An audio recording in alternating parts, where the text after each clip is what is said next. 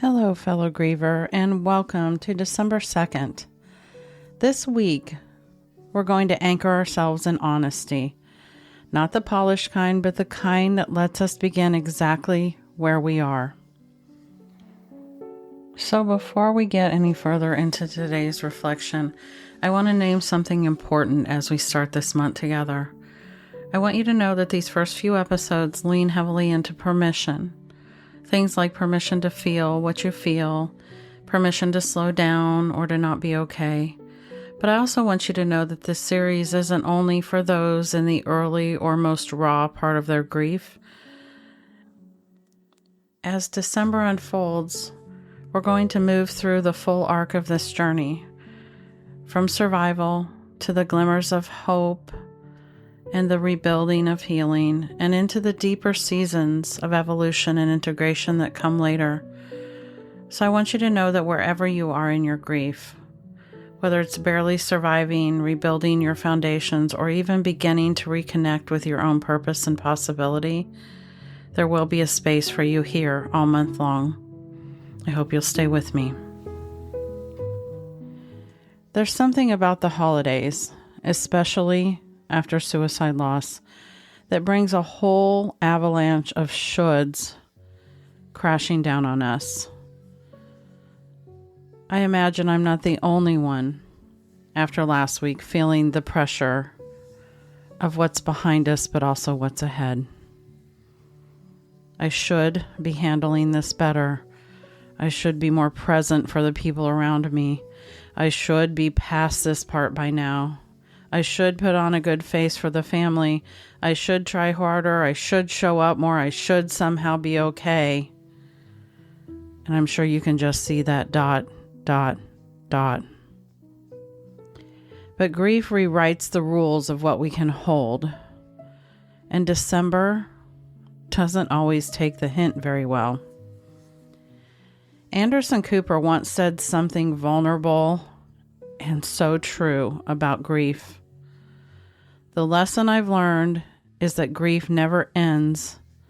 It just changes shape. Boy, how I agree with him. And those shoulds we place on ourselves, they usually come with an older version of us. The version that existed before the loss. The version who didn't know what this level of heartbreak required to survive. But you're not that person anymore. Your heart, your nervous system, your capacity, I'm guessing all of them have shifted. And not because you're failing, but because love changed form. And you've been trying to find your footing inside of an entirely new existence, an entirely new landscape. Stephen Colbert, who lost his father and two brothers when he was young, once said, "What punishments of God are not gifts?" I listened to that several times when I heard him say it. He wasn't glorifying loss. He was showing us something about transformation.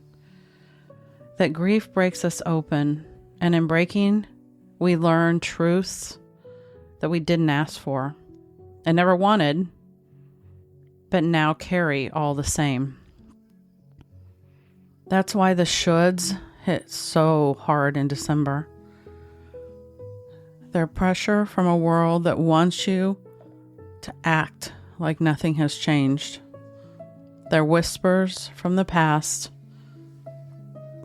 not reflections of your present reality. So today, here's a truth I want you to sit with. You don't owe December a performance. You don't owe anyone a version of yourself that no longer fits. You don't owe the world a mask so that they can feel comfortable. Your only responsibility, and even this one is gentle, is to honor what's real inside of you. Letting go of the shoulds isn't giving up. It's self-respect. It's awareness. And It's an act of grace in a month that doesn't always offer you any.